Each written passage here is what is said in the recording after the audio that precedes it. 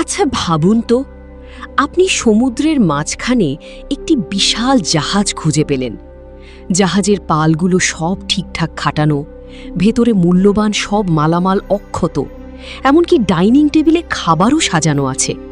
কিন্তু পুরো জাহাজে একটা মানুষও নেই, কোনো লাশ নেই, কোনো রক্তের দাগ নেই। যেন এক পলকে সবাই স্রেফ হাওয়া হয়ে গেছে। কোনো কাল্পনিক সিনেমার গল্প নয়। 1872 সালে আটলান্টিক মহাসাগরের বুকে ঘটেছিল ঠিক এমনই এক অবিশ্বাস্য ঘটনা। আজ 19 শতকের সবচেয়ে বড় সামুদ্রিক রহস্য ম্যারি সেলেস্টের আসল সত্যটা জানার চেষ্টা করব। পুরো ভিডিওটি শেষ পর্যন্ত দেখুন, কারণ শেষের থিওরিটা শুনলে আপনার গায়ের পশম দাঁড়িয়ে যাবে।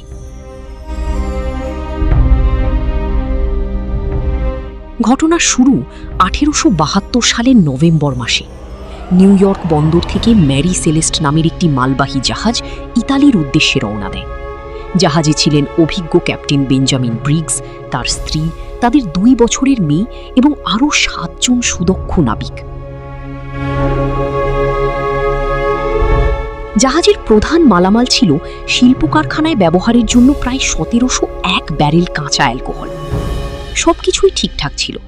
ক্যাপ্টেনের ডায়েরি বা লগবুক অনুযায়ী প্রায় 3 সপ্তাহ তারা খুব সাধারণভাবেই সমুদ্রপথ পাড়ি দিয়েছিলেন। কিন্তু 24শে নভেম্বরের পর ম্যারি সেলেস্ট থেকে আর কোনো যোগাযোগ পাওয়া যায়নি।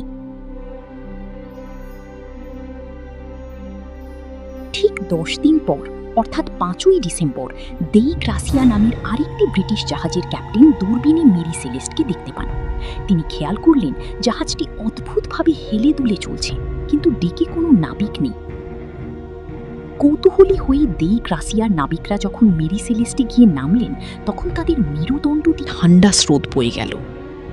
জাহাজে কোনো মানুষ নেই, কিন্তু অদ্ভুত ব্যাপার হলো জাহাজের মালামাল, নাবিকদের ব্যক্তিগত জিনিসপত্র, এমনকি 6 মাসের খাবার ও পানি একেবারে অক্ষত অবস্থায় ছিল। কেবল 2টি জিনিস নিখোঁজ ছিল। 1, জাহাজের একমাত্র লাইফ বোটটি, আর 2, জাহাজের দিক নির্ণয় করার কিছু যন্ত্রপাতি ও লগবুক।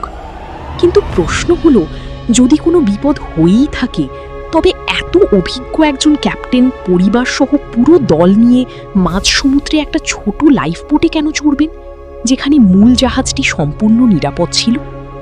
এই ঘটনার পর বিশ্বজুড়ে তোলপাড় শুরু হয়। অনেকেই অনেক রকম থিওরি দিতে থাকেন। কেউ বলেন জলদস্যুরা আক্রমণ করেছিল, কিন্তু জলদস্যুরা আক্রমণ করলে জাহাজের এত দামি অ্যালকোহল বা টাকা পয়সা কেন ফেলে যাবে?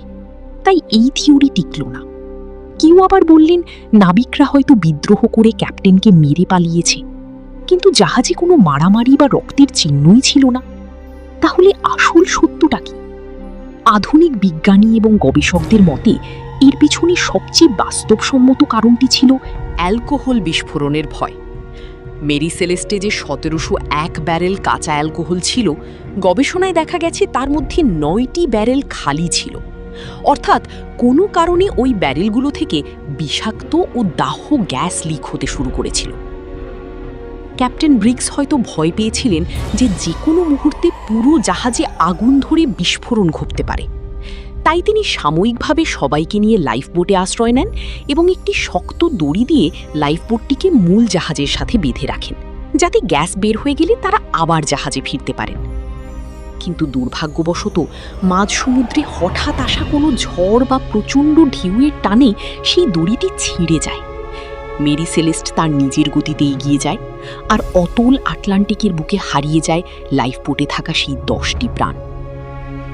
ঘটনার 150 বছরেরও বেশি সময় পার হয়ে গেছে, কিন্তু আজও নিশ্চিত করে কেউ বলতে পারেনি সেদিন ঠিক কী ঘটেছিল। মেরি সেলেস্টের নাবিকদের আর কখনোই খুঁজে পাওয়া যায়নি।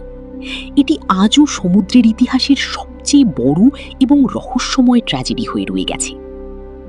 আপনার কি মনে হয়, ক্যাপ্টেন কি আসলেই গ্যাসের ভয়ে জাহাজ ছেড়েছিলেন, নাকি এর পেছনে লুকিয়ে আছে অন্য কোনো রহস্য? কমেন্ট করে আপনার মতামত জানান।